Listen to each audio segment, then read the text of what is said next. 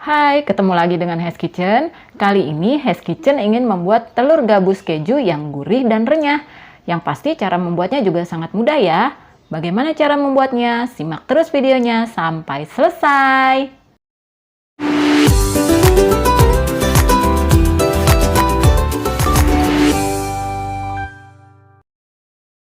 Nah, yang pertama ini kita masukkan semua bahan, 3 butir kuning telur. Ini saya masukkan ke dalam chopper ya. Bisa juga menggunakan blender. Kemudian ini ada 150 gram keju parut. Ini boleh pakai cheddar semua. Ini saya campur ya, cheddar, parmesan, dan edam. Jadi kejunya bebas ya. Kemudian ini ada 70 gram margarin.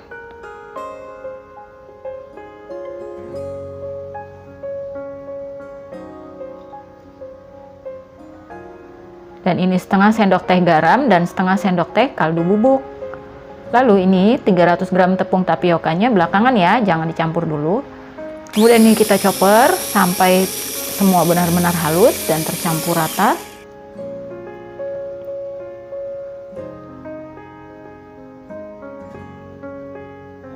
Nah, ini belum halus semua ya, jadi pinggir-pinggirnya saya ratakan dulu supaya dia terkena semua, tercampur.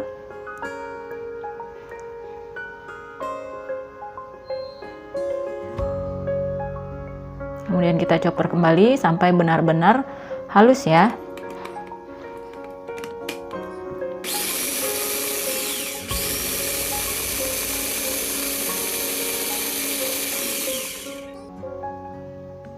Nah, sudah seperti ini sudah benar-benar halus ya.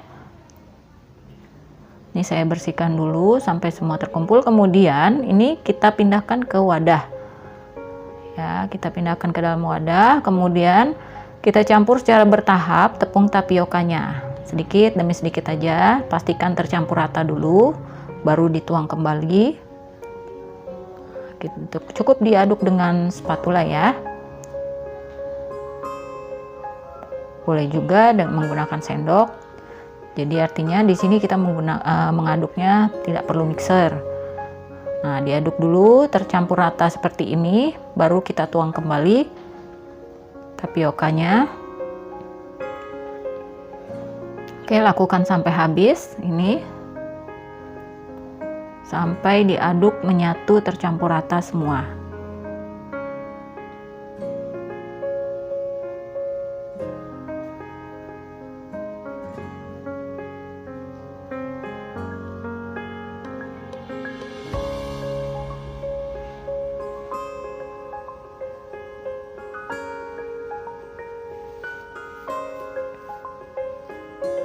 Ini saya menuangnya sebanyak 3 tahap ya, 3 kali.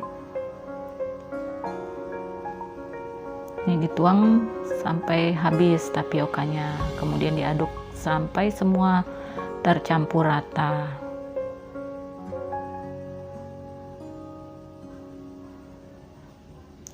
Kalau sudah mulai agak berat bisa menggunakan tangan boleh ya. Tapi tidak usah diuleni lama-lama karena ini hanya cukup tercampur rata saja sampai adonannya semua menyatu. Nah, ini sudah agak berat, boleh menggunakan tangan juga bisa ya. Nah, jadinya seperti ini konsistensi adonannya, jadi tidak terlalu cair juga tidak terlalu keras.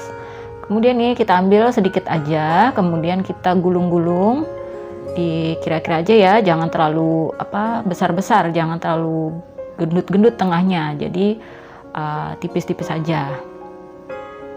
Caranya seperti ini, digulung dengan telapak tangan seperti ini, kemudian dimasukkan ke dalam minyak dingin ya. Saya memakai 2 teflon karena ini harus kita masukkan ke dalam minyak yang dingin dulu, jadi tidak menggunakan api. Nah, kalau sudah sebanyak ini jangan terlalu banyak, yang penting ini terendam semua telur gabus mentahnya. Nih, bisa langsung kita goreng ya di atas api sedang aja. Dan kita diamkan dulu sampai telur gabusnya naik ke permukaan, mengambang ya.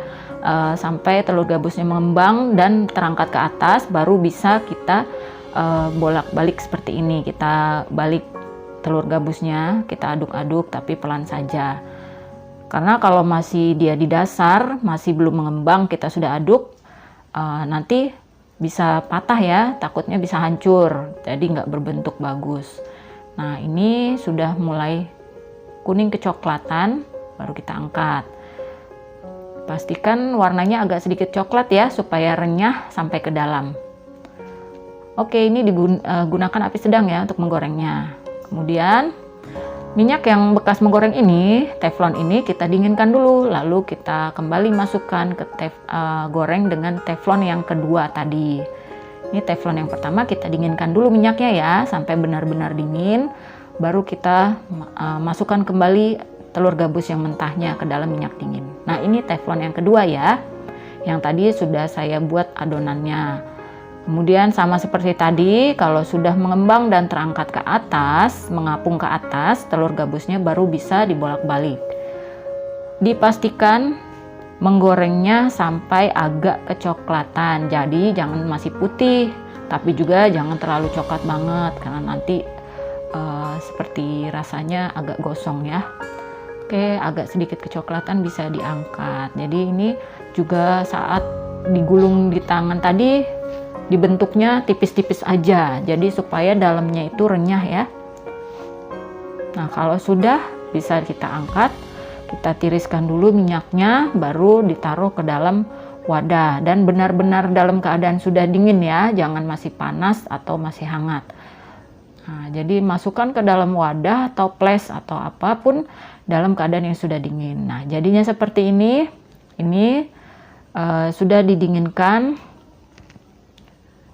jadi sampai suhu ruang, dan ini hasilnya benar-benar renyah ya sampai ke dalam, karena tadi membentuknya juga agak menipis, di bagian tengahnya tidak gendut. Nah, ini perbandingan yang agak gemuk ini yang agak besar-besar, dan ini yang sebelah kiri agak ini kurus, yang sebelah kanan agak gemuk, tengahnya agak besar-besar.